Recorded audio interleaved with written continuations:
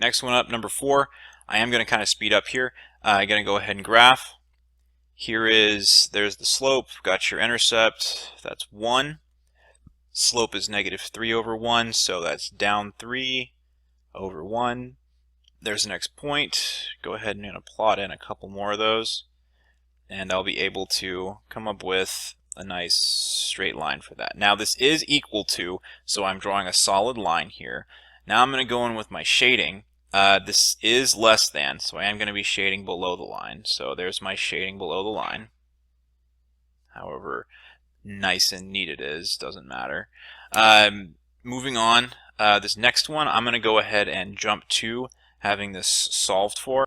Alright, so I'm just going to go ahead and detail what it was I did just now. First, I'm going to have to solve for y so I can get slope and intercept. Had to move the x term to the other side, so I subtracted 6. Once I had done that, I needed to eliminate this -3, or -3, so I divided by -3. -6 and -3 is 2. 3 divided by -3 is -1. The inequality did flip because I divided by a negative here.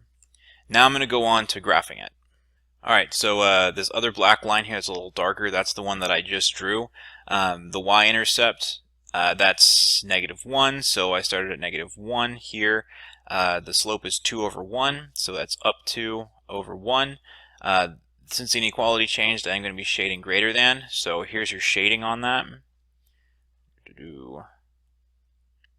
Now again, just like we talked about in class this week, anything that's in this dark purple shaded area over here, that's where your solutions are going to be. So there, that's a solution, there. All those points are solutions. Alright, I'm moving to the next page. Alright, here for number 5, I went ahead and rewrote the system off to the side here. What I did was I lined up the y's, I lined up the equal sign, and now we should have the numbers over here, but we don't. Instead, we have this awkward x, and we're missing the x term over here on this side. So what I'm going to do to fix this, basically, is I'm going to move this x by adding it over to here, so that I'll have plus 3x. Then my x's are lined up. All I'll have left over here is an 8, and my numbers are lined up, and I'm good to go for an elimination. I'm going to rewrite it so this is a little cleaner over here to the side. Alright, so I've rewritten that over here. As you can see, everything x's, y's, equal signs all lined up. Because these are both opposites, I'll be able to eliminate those 4's.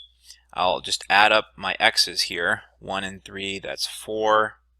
And over here, 24 minus 8 would be 16. I'm going to finish by dividing that. 4x equals 4. Done. Then you would take that, plug back in, and get your answer there. Now I'm running out of time, so I'm going to have to jump through some of these next few problems, so hold on a second. Alright, and there's my work detailing how to get the solution for y. Moving on to 6 now. Alright, so I'm just going to explain really quickly the work here. Distributed, got this, needed to get rid of one of the x's, so I subtracted it to get this -3 here. Eliminated the 10 by subtracting. Once that was done, I just had to divide by the -3. Boom, there, I'm done. For this, you'd use the stat function. The first 2 columns here would go into the calculator like I have here on the right, and you'd use the second column of values to make it into the table like I have here on the right. There you go. There are all of the problems for the exam for tomorrow. I've got the solutions here for number 7, or the equations. To get the actual solution for this, let me pull it up on the calculator. Hold on. Alright, so on the right here, I've got the equations in the calculator. I'm going to go to the table, and what I'm looking for here is wherever the 2 y's are going to be equal to each other. Hold on, I think my equations are wrong. Sorry, I was supposed to have a negative sign there for my, so I added that -5 back in there and pull up the calculator again. So again, I have the equations in here, second table, so I'm looking at the table, and you can see here 2, -3, -3. Both of these being the same tells me that I've found the solution, which means that over here, I'm going to be able to write down 2, and the y value was -3. there it is. There's your review. Good luck, guys.